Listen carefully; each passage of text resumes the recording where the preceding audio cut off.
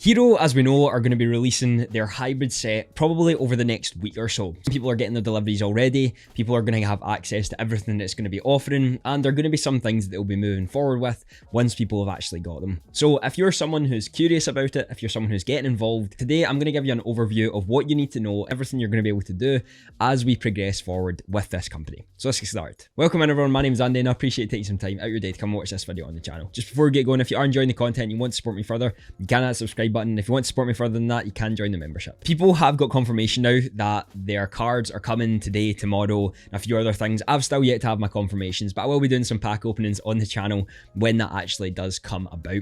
So there are quite a lot of things that people maybe not know when it comes to all of these being releasing, what you are expecting once this has all happened, how they're going to be progressing forward, if it's a company you should invest in, a whole lot of other stuff. So I've got some of those things down today, and that's exactly what we're going to be talking about. First, let's cover the sort of basics on what they're doing. They're licensed by DC, they're working with Colex, one of the biggest companies when it comes to the sort of NFT sort of card collecting in those areas.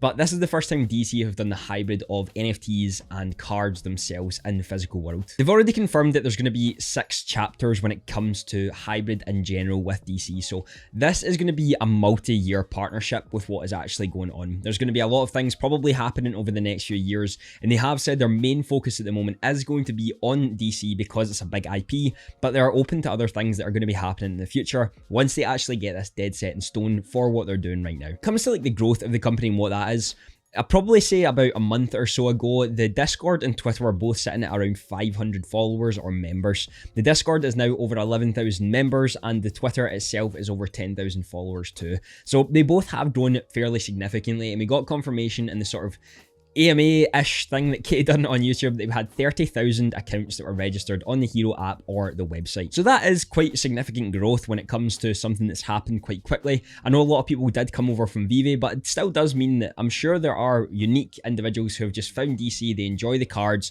and now they're sort of getting into this through Hero and what they've been seeing. Some have been telling me as well that they have been advertising on the likes of Instagram, but I've yet to see any advertisements for it. Potentially their marketing is out there, it might just not be reaching me at this moment in time. They have said that they plan to do digital drops every month. Now I'm not sure if it's going to be every month because this month we've not actually got one and it's coming to the end of the month, so I'm guessing it might be every 2 or 3 months. I'm not 100% sure of what they're actually aiming at, but they did say that this wasn't solely going to be targeted on the heroes and villains, so there's probably going to be a wider scope of the DC universe itself into what we're actually getting in these digital sets. So I'm not actually 100% sure what's going to be going on with that, but it will be interesting to hear more about it. And they have said the potential be an AMA coming up in this week or so to actually give us more information on that. The hybrid set itself is something that's quite interesting. So if you're new to this and you're actually quite curious at what's going on, what will happen with the hybrids is that you'll buy them physically. You'll buy a card pack, a Pokemon pack, or a Pokemon booster box. You open those cards and then you can turn it around and scan the card onto the Hero app itself. That means you can own the digital version and the physical version together as one, and you can build up your set through this. You can grow leaderboards, get benefits, and also get rewards for being at the top of these leaderboards for those, but they haven't actually confirmed what you're going to be getting just yet by completing this first chapter 1 hybrid set. The problem obviously right now with a lot of those who are watching or who enjoy my content, I know there's quite a lot of you from Europe and I know there's quite a lot of you from Canada as well. Unfortunately, those regions are not involved in Hero right now, so the only way you're probably going to be able to get them is going through a third-party service to order them to somewhere and then ship it out to you on that different country. Because right now it's in the UK, US, Brazil and India. Those are the 4 countries that they have accepted for this partnership. Have said that they're already working on expanding that further. That could be a good thing in the long run for those of you who are getting involved right now. If DC continues to do well with this, if this NFT space continues to move forward for the next 4 or 5 years. Now, of course, that could completely burst because there's a lot of problems with the NFT and crypto community just in general. As of right now anyway, there are a lot of people who are trying to push this new technology forward and seeing what they can actually do with it. For me, I'm still being quite cautious in what I'm actually doing, playing for the most part shorter term plays rather than long term plays, only for specific things. Because it's backed by IP, that's why I maybe trust it a little bit more, just purely because it's still focused on the sort of Web 2 era. In a sense, it is going to be interesting to see what happens over the next few years when it comes to this sort of stuff and what regions they actually expand to. Let's take a little bit of a deeper dive into sort of what's going to be happening moving forward, what's going to be sort of going on. If I'm not mistaken, they have said that when you actually complete the cards in a digital format, so if you complete all the set digitally for the hybrid set, you're actually going to be printed out a physical set of your cards in that version. Now, I'm not sure if they are going to do it as a sort of second edition for your printouts, because there will obviously be a card in your digital format that's been scanned in, but you might not own it if you've bought it digitally to complete your sets. So I'm not actually sure how they're going to do that, but I did think that's quite cool that if you manage to complete the set digitally, they're going to print out a physical version for you to send it to you so that you have both matching. So the hybrid version will be quite hard to complete, and it will be interesting to see what actually goes on with that and how they reward those for completing them. Let's have a look at the marketplace itself. Some of the tips that you should know when it comes to the marketplace, what you should be paying attention to when all this sort of stuff happens, and how you can sort of move forward with that. Okay, so we're on the marketplace right here. You can see that the sort of commons are going for $1. That's what they're sort of looking at the moment, and they go up in price as you go down. You know, you can see these start to go to $1.10, $2, that sort of stuff. But these will continue to rise and fall depending on the market, depending on the supply. I'm guessing a lot of these cards will fall to the minimum they're at because there's still very little in circulation when it comes to it. There's still a lot more to go. This is where the likes of the premium mint numbers are really going to come in handy. What you will notice is that if you go onto any of the cards, we'll go onto the epics, right, and we'll see the Teen Titans here. There's 1,153 out of the 25,000 that are on them. Edition numbers and the mints are here. These points on the side actually correlate to the mint number. The lower the mint number, the higher the score that you're going to get. And the higher the score that you get, the higher you climb on the leaderboards. So you can see for the hybrid set right now, Bane is at the top of these. We've then got Michael Campa and Rob Stuff. And shout out to Rob Stuff, absolute legend. I saw some of his pack openings, it was really, really awesome. But this is what relates to the points on the cards. The more points that you get by completing more of the cards, the lower mints that you have, the more points that you get, the higher you climb on the leaderboard. And that is your sort of aim here. That is what the gamification of Hero is at the moment. It is growing your points, completing these sets, and sort of gamifying how the process is of collecting. And what you should be looking here is, it's here for the Harley Quinn the Legendary of 13,967. These are 70 points. We go down a little bit further, we can see that the prices start to increase once we get on the lower mint side, because you're going to get more points for your stuff, and this is what you need to be paying attention to, and why I think something like Hero is exceptionally good if you're looking for a potential financial return, especially in the beginning. Reason for this is because if you are opening something like Pokemon packs, you usually only get maybe one potential uncommon or rare, and then one maybe special card. You might get that at the end, but for example with this, you might not pull anything good in your pack, but you could still get an A1 of a common card, which goes for exceptionally more than anything else would, even if it was something like a legendary. If you're able to pull like an uncommon or a common premium mint number, you could really be looking at a significant return on investment on solely that, because of how many points they actually get. And if you do want to see like the premium mint numbers, all you have to do is you click on the card and then you click on premium mint number. Now, there's not many at the moment, purely because the circulation is probably quite low. People are probably holding that sort of stuff, but you can do that and you can sort it with the premium mint number. The other thing that I find really interesting when it comes to Hero itself and what they're actually doing is that there's signed items here.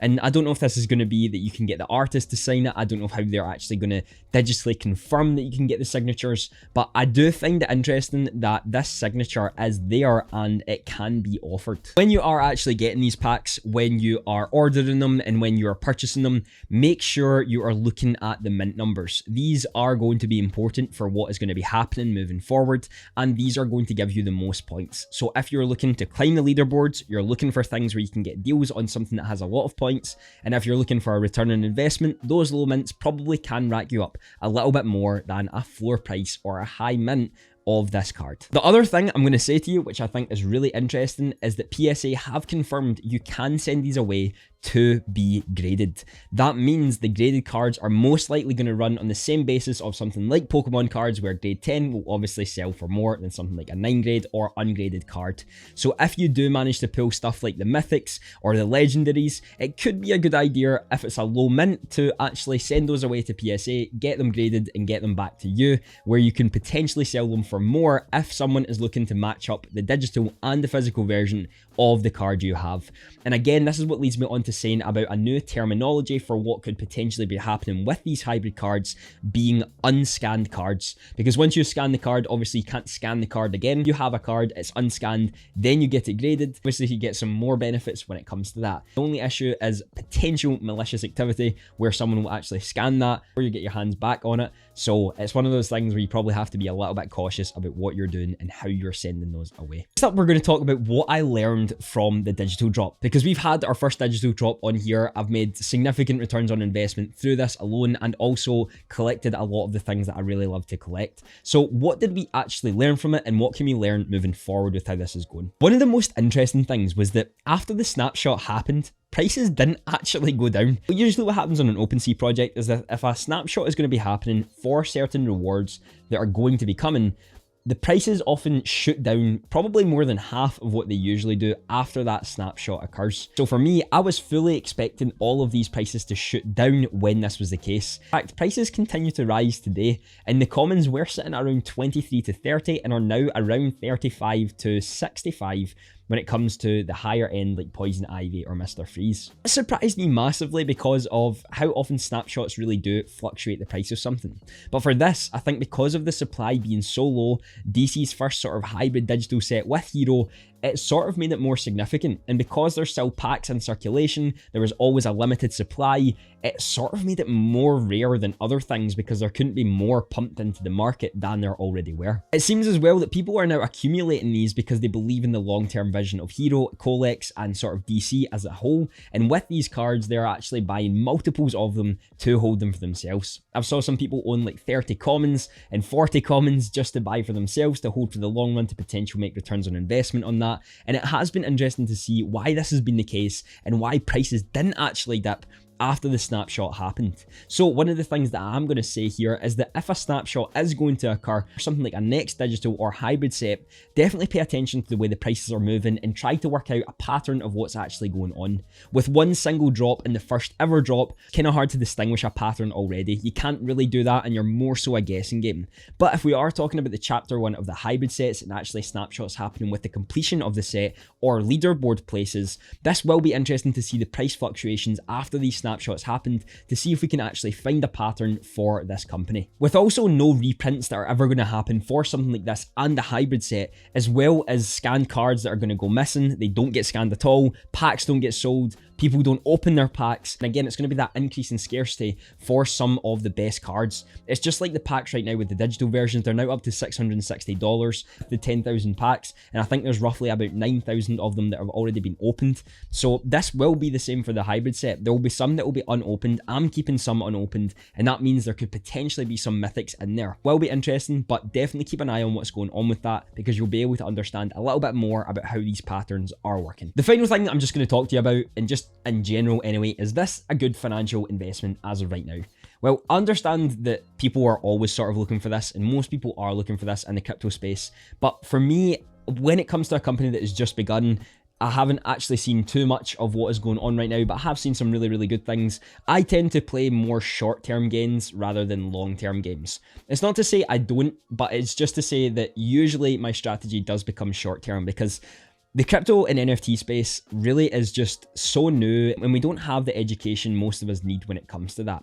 I still need to learn a lot more about this space, but I know there's a lot of issues in here that are causing a lot of problems that are going to move forward in the future. So when we're thinking about financial gains and financial returns, and that is our sole aim, then we probably have to understand more on the likes of card collecting in general for that. Now, I did make a video on card collecting a little bit earlier, which I'll put in the cards, which you can see, and that was basically about understanding if you should keep things boxed up and sealed or you should actually open them and sell them on. As an interesting concept to actually understand a little bit further. But I think if you learn more about card collecting in general and then understand more about this crypto sphere and how people really react to it, these two sort of unique customers and consumers are going to be coming into the same space. So understanding that a little bit more will probably give you better knowledge on maybe what your best shot is, what your best plan to do is, and how you should spend your money in this field. I wanted to make this video to just sort of give an overview of everything you're going to need to know, probably over the next couple of weeks when it comes to Hero, what they're working on, what you should be paying attention to. There's going to be AMAs coming up this week, hopefully understanding more about this next digital set. Hopefully we're going to get more information on the company as a whole and what they're actually moving towards, and I'll be sure to update you on all of that going on. I know the video on the screen right now will be something you'll love to watch. Have a fantastic day.